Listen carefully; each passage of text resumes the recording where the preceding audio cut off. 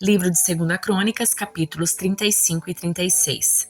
Então, o rei Josias celebrou a Páscoa do Senhor em Jerusalém e assim o cordeiro pascal foi abatido no 14º dia do primeiro mês. Josias também nomeou os sacerdotes para suas atribuições e os encorajou a realizar seu trabalho no templo do Senhor. Deu a seguinte ordem aos levitas encarregados de instruir todo Israel e consagrados para servir o Senhor.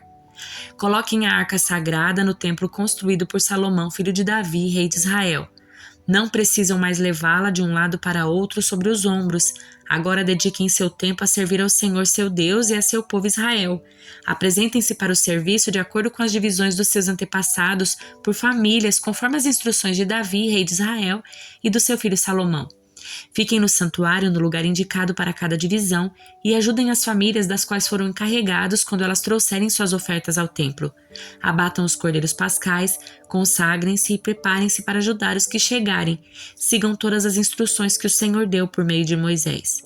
Então Josias deu ao povo 30.000 cordeiros e cabritos para as ofertas de Páscoa, além de 3.000 bois, todos do rebanho do gado do rei. Os oficiais do rei também deram contribuições voluntárias para o povo, para os sacerdotes e para os levitas. Ilquias, Zacarias e Jeiel, os chefes do templo de Deus, deram aos sacerdotes 2.600 cordeiros e cabritos e 300 bois como ofertas de Páscoa. Os líderes dos levitas, Conanitas e seus irmãos Semaías e Natanael, bem como Asabias, Jeiel e Josabade, deram 5.000 cordeiros e cabritos e 500 bois aos levitas para suas ofertas de Páscoa. Quando tudo estava pronto para a comemoração da Páscoa, os sacerdotes e os levitas tomaram seus lugares, organizados de acordo com suas divisões, conforme o rei havia ordenado. Então os levitas abateram os cordeiros de Páscoa e apresentaram o sangue aos sacerdotes, que os aspergiram sobre o altar enquanto os levitas preparavam os animais. Repartiram os holocaustos entre o povo de acordo com suas divisões para que as famílias os oferecessem ao Senhor, conforme prescrito no livro de Moisés, e fizeram o mesmo com os bois. Assaram os cordeiros de Páscoa como prescrito, cozinharam as ofertas sagradas em potes, caldeirões e panelas e os levaram depressa ao povo. Em seguida, os levitas prepararam as ofertas de Páscoas para si mesmo e para os sacerdotes, os descendentes de Arão, pois os sacerdotes haviam ficado ocupados desde a manhã até a noite oferecendo os holocaustos e as porções de gordura. Os levitas se encarregaram de todos os preparativos. Os músicos descendentes de Asaf estavam em seus lugares segundo as ordens de Davi, Asaf, Emã e Jedutum, vidente do rei. Os guardas das portas não precisaram deixar seus postos, pois seus parentes, os levitas, também lhes prepararam as ofertas de Páscoa. Toda a cerimônia para a Páscoa do Senhor foi realizada naquele dia. Os holocaustos foram sacrificados no altar do Senhor, como o rei Josias havia ordenado. Todos os israelitas presentes em Jerusalém celebraram a Páscoa e a festa dos pães sem fermento por 7 dias. A Páscoa não havia sido celebrada dessa maneira desde o tempo do profeta Samuel. Nenhum dos reis de Israel havia comemorado a Páscoa como o rei Josias, com todos os sacerdotes e os levitas, os habitantes de Jerusalém e o povo de todo Judá e Israel que estavam presentes na cidade.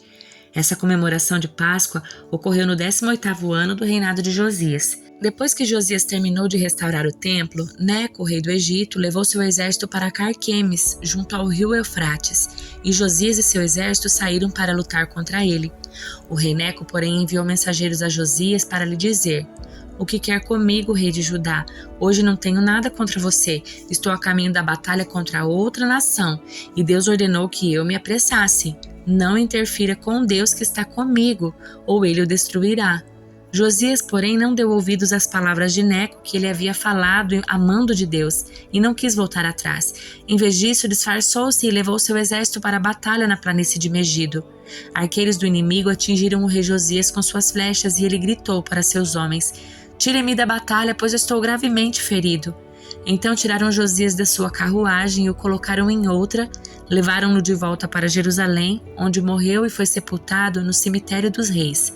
Todo Judá e Jerusalém lamentaram por ele. O profeta Jeremias compôs cânticos fúnebres em homenagem a Josias, e até hoje os cantores e cantoras ainda entoam esses lamentos sobre sua morte. Eles se tornaram uma tradição e estão registrados no livro das Lamentações. Os demais acontecimentos do reinado de Josias e seus atos de devoção realizados de acordo com a lei do Senhor, do início ao fim, estão registrados no livro dos reis de Israel e de Judá. O povo da terra proclamou Jeoacás, filho de Josias, como seu sucessor em Jerusalém. Jeoacás tinha 23 anos quando começou a reinar e reinou em Jerusalém por 3 meses. Foi deposto pelo rei do Egito, que exigiu de Judá o pagamento de 3.500 quilos de prata e 35 quilos de ouro como tributo. O rei do Egito nomeou Eliaquim, irmão de Jeoacás, rei sobre Judá e Jerusalém, e mudou o nome dele para Jeoaquim. Depois Neco levou Jeoacás para o Egito como prisioneiro. Jeoaquim tinha 25 anos quando começou a reinar e reinou em Jerusalém por 11 anos. Fez o que era mal aos olhos do Senhor seu Deus. Então Nabucodonosor, rei da Babilônia, atacou Jerusalém, prendeu Jeoaquim com correntes de bronze, depois levou-o para a Babilônia. Nabucodonosor também levou alguns dos tesouros do templo do Senhor e os colocou em seu palácio na Babilônia. Os demais acontecimentos do reinado de Jeoaquim, incluindo todas as coisas detestáveis que ele fez e tudo o que foi achado contra ele, estão registrados no livro dos reis de Israel e de Judá. Seu filho Joaquim foi seu sucessor. Joaquim tinha 18 anos quando começou a reinar e reinou em Jerusalém por 3 meses e 10 dias. Fez o que era mal aos olhos do Senhor. Na virada do ano, o rei Nabucodonosor levou Joaquim para a Babilônia. Nessa ocasião, também levou os tesouros do templo do Senhor. Nabucodonosor nomeou Zedequias, tio de Joaquim, rei sobre Judá e sobre Jerusalém. Zedequias tinha 21 anos quando começou a reinar e reinou em Jerusalém por 11 anos. Zedequias fez o que era mal aos olhos do Senhor seu Deus e não se humilhou quando o profeta Jeremias lhe falou diretamente da parte do Senhor. Também se rebelou contra o rei Nabucodonosor, embora lhe tivesse jurado lealdade em nome de Deus. Zedequias era um homem duro e teimoso e se recusou a voltar para o Senhor, o Deus de Israel.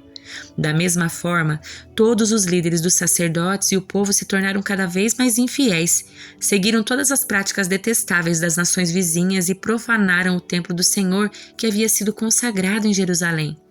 Repetidamente, o Senhor, o Deus dos seus antepassados, enviou profetas para adverti-los, pois tinha compaixão do seu povo e do lugar da sua habitação. No entanto, eles zombaram dos mensageiros de Deus e desprezaram suas palavras. Caçoaram dos profetas até que a ira do Senhor não pôde mais ser contida e nada mais se pôde fazer. Então, o Senhor trouxe o rei da Babilônia contra eles. Os babilônios mataram os jovens e foram atrás deles até dentro do santuário. Não tiveram piedade nem dos rapazes, nem das moças, nem dos idosos e doentes. Deus os entregou todos na mão do rei. Ele levou para a Babilônia todos os utensílios, grandes e pequenos, do templo de Deus e todos os tesouros do templo do Senhor e do palácio do rei e dos seus oficiais. Seu exército queimou o templo de Deus, derrubou os muros de Jerusalém, queimou todos os palácios e destruiu tudo que era de valor. Os poucos habitantes que sobreviveram foram levados para o exílio na Babilônia e se tornaram servos do rei e dos seus filhos, até que o reino da Pérsia conquistou o poder. Cumpriu-se desse modo a mensagem do Senhor, transmitida por Jeremias. A terra finalmente desfrutou seu descanso sabático e permaneceu desolada, até que se completaram os 70 anos, conforme o profeta havia anunciado. No primeiro ano do reinado de Ciro, rei da Pérsia, o Senhor cumpriu a profecia que havia anunciado por meio de Jeremias. O Senhor despertou o coração de Ciro para registrar por escrito a seguinte proclamação e enviá-la a todo o seu reino. Assim diz Ciro, rei da Pérsia: O Senhor, o Deus dos céus, me deu todos os reinos da terra. Ele me encarregou de construir para ele um templo em Jerusalém, na terra de Judá. Quem pertence ao povo dele, volte para realizar essa tarefa, e que o Senhor seu Deus esteja com vocês. Isaías capítulo 9. Esse tempo de escuridão e desespero, no entanto, não durará para sempre. A terra de Zebulon e de Naftali será humilhada, mas no futuro a Galiléia dos gentios, localizada junto à estrada entre o Jordão e o mar, se encherá de glória. O povo que anda na escuridão verá uma grande luz. Para os que vivem na terra de trevas profundas, uma luz brilhará. Tu multiplicarás a nação de Israel e seu povo se alegrará. Eles se alegrarão diante de ti como os camponeses se alegram na colheita, como os guerreiros ao repartir os despojos. Pois tu quebrarás o jugo de escravidão que os oprimia e levantarás o fardo que lhes pesava sobre os ombros. Quebrarás a vara do opressor como fizeste ao destruir o exército de Midian. As botas dos guerreiros e os uniformes manchados de sangue das batalhas serão queimados, servirão de lenha para o fogo. Pois um menino nos nasceu, um filho nos foi dado, o governo estará sobre seus ombros, e ele será chamado de Maravilhoso, Conselheiro, Deus Poderoso, Pai Eterno e Príncipe da Paz. Seu governo e sua paz jamais terão fim. Reinará com imparcialidade e justiça no trono de Davi para todo sempre. O zelo do Senhor dos Exércitos fará que isso aconteça. O Senhor se pronunciou contra Jacó, seu julgamento caiu sobre Israel. Os habitantes de Israel e de Samaria, que falaram com tanto orgulho e arrogância, logo ficarão sabendo. Disseram: no lugar dos tijolos quebrados das nossas ruínas, colocaremos pedras trabalhadas, e no lugar das figueiras bravas derrubadas, plantaremos cedros. O Senhor, porém, trará os inimigos de Rezim contra Israel e instigará seus adversários. Os sírios do leste e os filisteus do oeste mostrarão suas presas e devorarão Israel. Mesmo assim, a ira do Senhor não se satisfará, sua mão ainda está levantada para castigar, pois mesmo depois do castigo, o povo não se arrependeu, não buscará o Senhor dos Exércitos.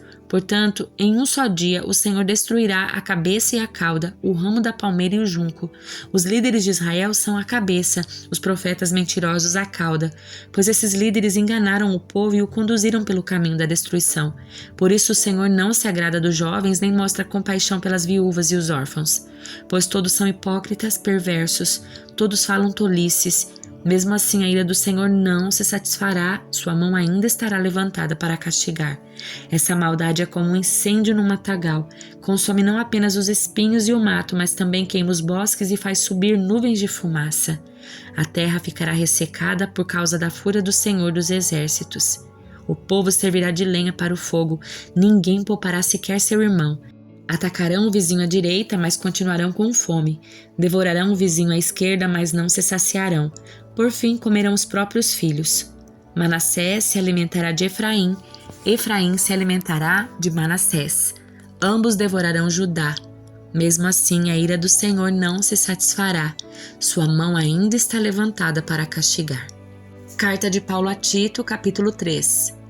Lembre a todos que se sujeitem ao governo e às autoridades. Devem ser obedientes e sempre prontos a fazer o que é bom. Não devem caluniar ninguém, mas evitar brigas, que sejam amáveis e mostrem a todos verdadeira humildade. Em outros tempos também éramos insensatos e desobedientes. Vivíamos no engano e nos tornamos escravos de muitas paixões e prazeres. Éramos cheios de maldade e inveja e odiávamos uns aos outros. Mas quando Deus, nosso Salvador, revelou sua bondade e seu amor, Ele nos salvou não porque tivéssemos feito algo justo, mas por causa da sua misericórdia. Ele nos lavou para remover nossos pecados, nos fez nascer de novo e nos deu nova vida por meio do Espírito Santo. Generosamente derramou o Espírito sobre nós por meio de Jesus Cristo, nosso Salvador. Por causa da sua graça, nos declarou justos e nos deu a esperança de que herdaremos a vida eterna. Essa é uma afirmação digna de confiança e quero que você insista nesses ensinamentos para que todos os que creem em Deus se dediquem a fazer o bem.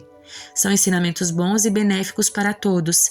Não se envolva em discussões tolas sobre genealogias intermináveis, nem em disputas e brigas sobre obediências às leis judaicas. Essas coisas são inúteis e perda de tempo. Se alguém tem causado divisões entre vocês, advirta-o uma primeira e uma segunda vez. Depois disso, não se relacione mais com ele.